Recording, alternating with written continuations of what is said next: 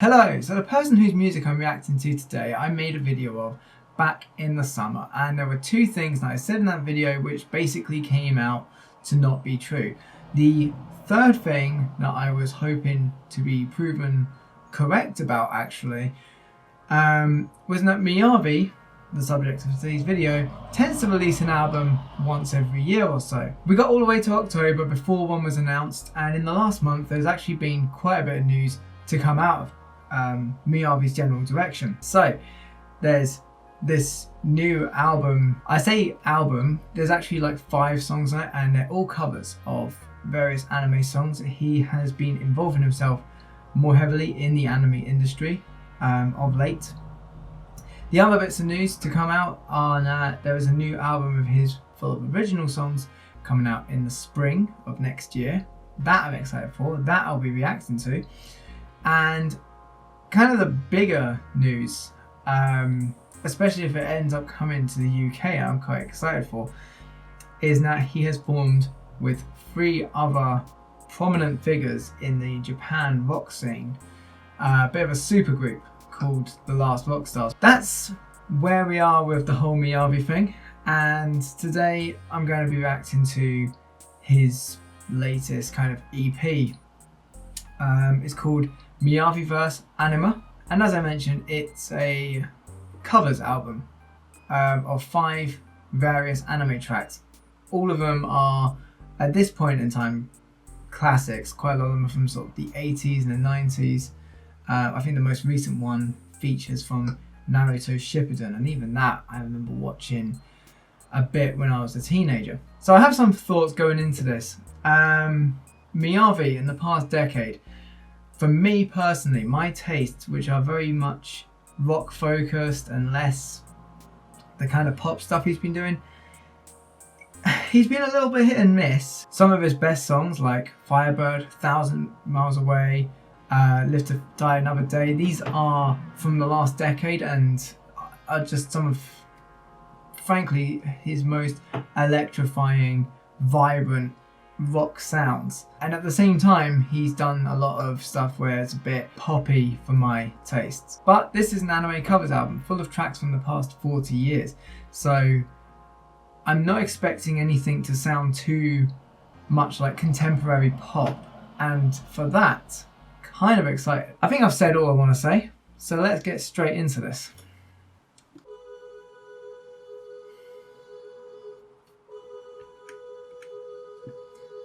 So this features from a 1987 anime called City Hunter.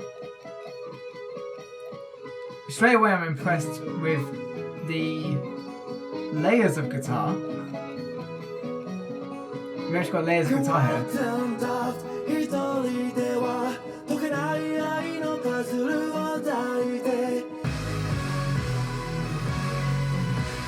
Yeah, okay, so it's got a lot of that Miyavi type heavy production there. The singing is really sort of full, but what I'm really happy to see is the layers of guitar, how the guitar's kind of at the fore, and this feels very much like what he's been working on contemporarily.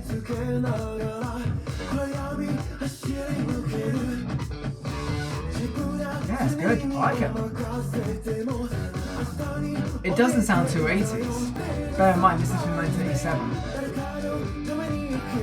And he's made it sound exactly like his kind of production style, his kind of sound that he's been working on.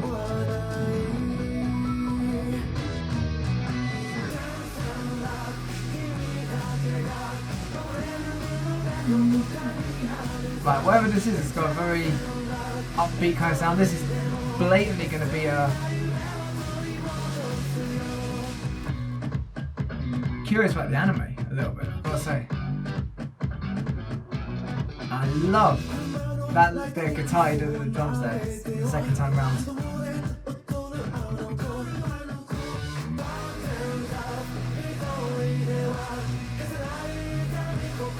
The guitar that was, the lead guitar that we heard of it in the intro there has kind of died away a bit, but what's left behind is very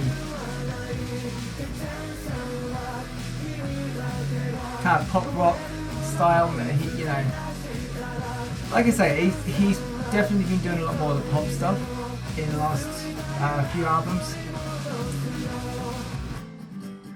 But I'm getting a lot of all different eras of Miyavi's style here. Oh, nice. Okay, we're getting a bit of an outro solo here.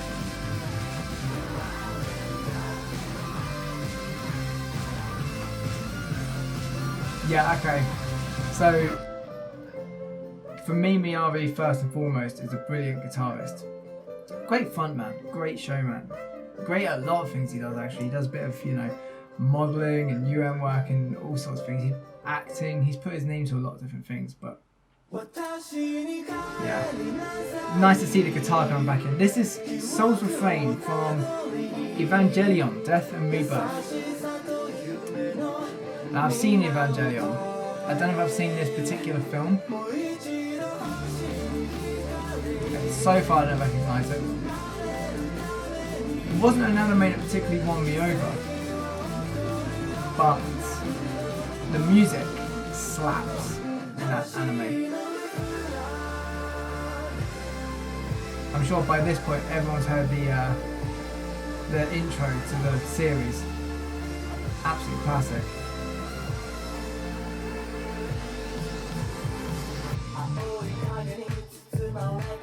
So very, yeah, we've got that strong sort of pop production,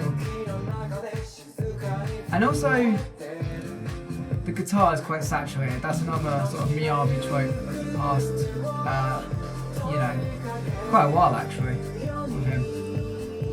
Very saturated guitars. Oh, nice little key change there in the verse, in the pre-chorus, should I say. That's a very sort of, yeah, actually this has got a bit of a 90s pop vibe, hasn't it? Kind of like that's sort of like 90s early disco thing. Yeah, we're not seeing like a heavy use of guitar in this one as we were on Get Wild, but really nice kind of motion through the various keys.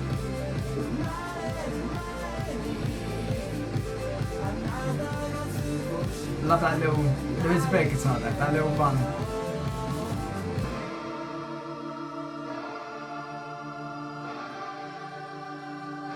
So this is our break in the song. Now Evangelion, for those who don't know, it's got a very sort of biblical thing going on. So sometimes you expect a little bit of choirs and stuff here and there. I like that.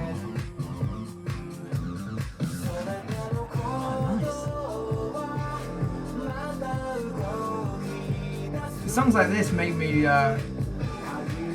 wish that he kind of teamed up with Daft Punk at some point while they were still knocking about.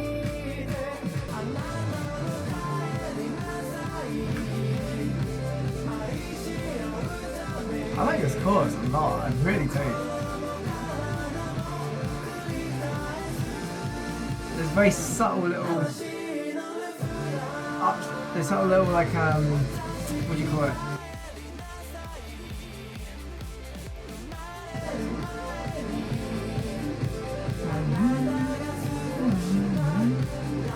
So it's going down to the sixth or something. That's kind of how it feels to me.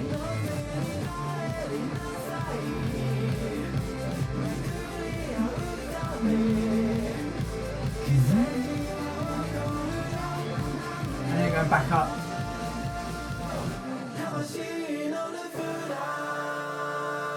Yeah, okay, I like this one a lot. Not very heavy sort of guitar or even a rock sound from Miyavi, definitely more into that pop thing. But there, of course, I say that, and there's the classic outro solo that he's known for.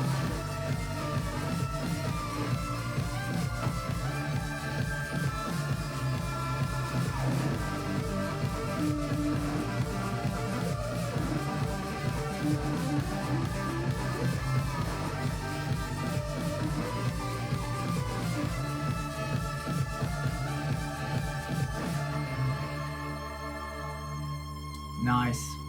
Yeah. Right, this next track is called The Galaxy Express 999.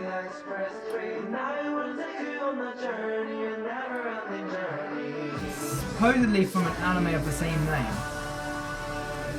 I, again, never heard of it.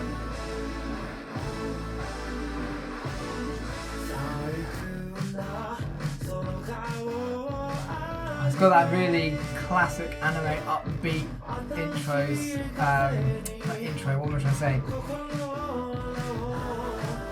Like, you go back to anime from the 70s and the 80s and the 60s, and I guess the 90s, and they've got this very sort of, like, very overtly happy thing going on. They want to get you pumped up for watching this show, you know? That's what's going on here, like, thematically. But again, he's managed to make it sound like him. Managed to make it sound contemporary.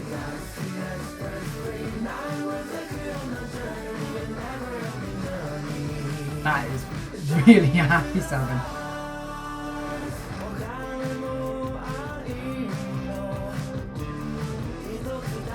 Little guitar lines going on, sort of thing.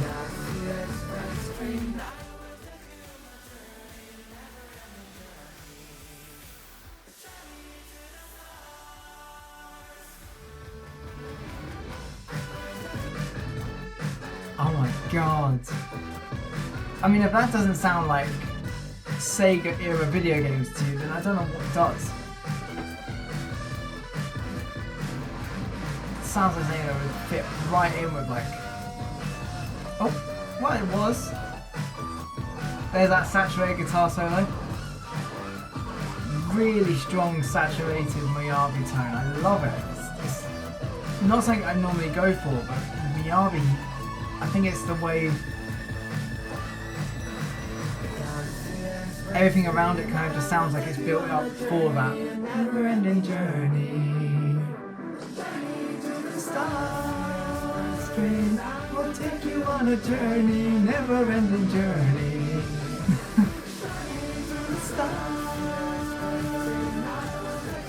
Oh yeah, that's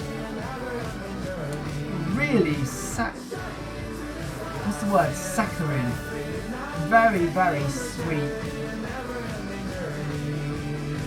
It's not what I'd normally go for in the slightest, but it's so upbeat and happy that you can't help but, you know, just enjoy it.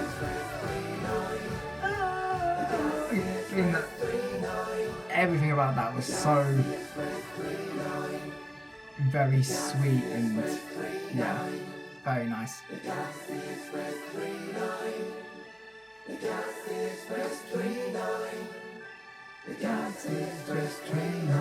Mostly in English, I think. If I'm not entirely mistaken, probably the whole thing's in English. Right, this is Eternal Wind from Mobile Suit Gundam F91, I believe it's called. I did write down some notes.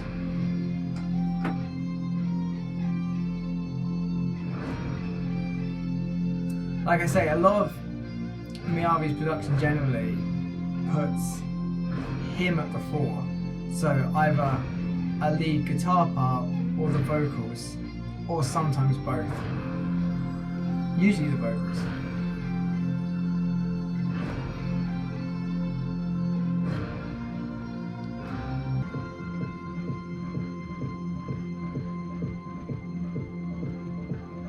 Again, that's quite nice, isn't it?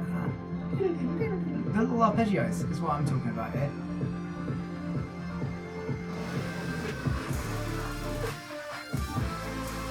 Okay, so far this has been a very guitar heavy track, and I'm kind of hoping it stays that way actually. It's nice to just see a bit of like the guitar being the main thing with Miyavi.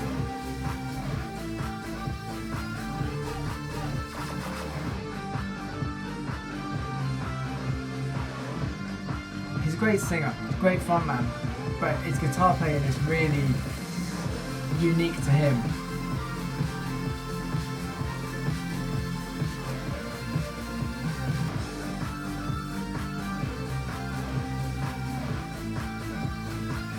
This is just a lot of fun to play on guitar then. And actually, you know what? There's an element of this. Quite a few little elements here and there.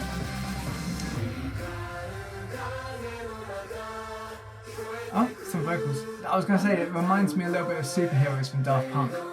And then the vocals kicked in.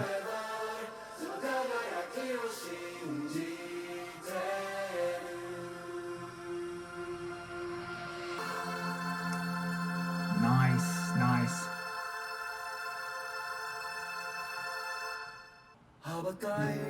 Right, so this one,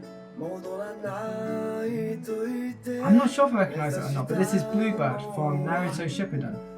Much more recent one. I think quite possibly the only one from this century, actually. But even by this point, this is a classic.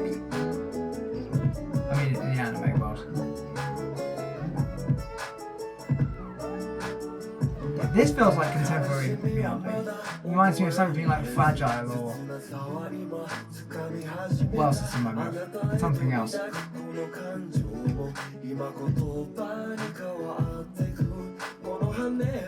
The lovely clean acoustic guitar for like driving sort of drum part. Yeah, that's...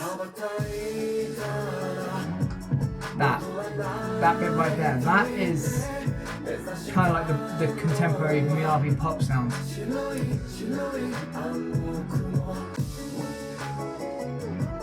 It's nice. I like it though. I really, really like it. Is it my favourite sound of Miyavi's? No, but it's really, really nice. Honestly, if he released this on like his next album and I didn't know it came from an anime, which is ridiculous because, you know, it's Naruto Shippuden, it's pretty famous. But I wouldn't have suspected that this was not a Miyavi song to begin with. Right down to the composition.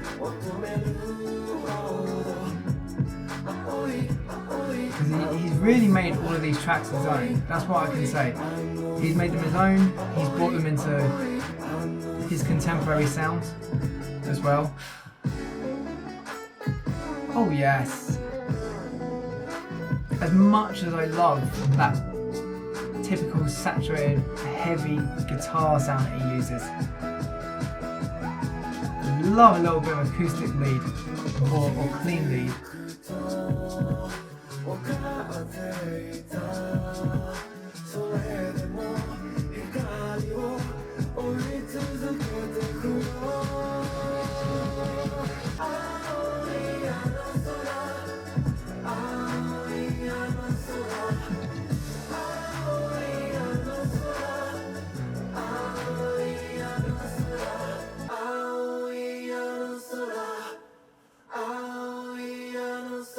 I mean, I'm picking up the word blue in all of that. So, that was Miyavi's latest EP. It's got a bit of everything. It's got a bit of everything that I like in Miyavi's sound. And even the bits where it went a little bit more on that poppy side of things, it still sounded really unique to him, but had some of those classic pop rock sensibilities that you would get in the 80s and the 90s, and yeah, it just works among some of the best stuff he's done. I think one of my favourite tracks on this EP may well have been Soul's Refrain in the end. I did say that the music from Evangelion slaps. Cool Angel's Thesis, that's the name of the track from the series. One of those bits of music where even if you're not into anime, there's a good chance you've heard it in some meme or something somewhere. It's so accomplished. Get Wild, I loved the guitar parts, particularly in the intro of Get Wild and Bluebird, and it's nice to see a bit of a return to those kind of cleaner sounds. I'm waffling a little bit because, quite frankly, it was everything I was expecting, but also brought out some of the best of what he does. I think that's basically it. So yeah, this is the last reaction video for music I'll probably be doing for a little while. That said, let me know your thoughts on Miyavi, this album, the new supergroup, any other music that you can think of, maybe from the anime that these songs come from. I know nothing of I am fair weather when it comes to anime. I don't pretend to know more than what I've mentioned on this channel. If you have anything to say, let me know. If you like this video, let me know about that too. And feel free to subscribe. There will be more music content, even if I'm not particularly reacting to albums. I am looking to do more along the lines of covers, more along the lines of discussing music. And I also have a lot of retro games to kind of cover, which a little bit of this touched on, particularly when we got into Galaxy Express, was it? Or was it Eternal Wind? I think it might have been Eternal Wind, where we had that kind of 16-bit sound. Lovely, lovely to see that being used in such a contemporary way. Right, I have literally no idea what else to say. I'm waffling, so have a good one.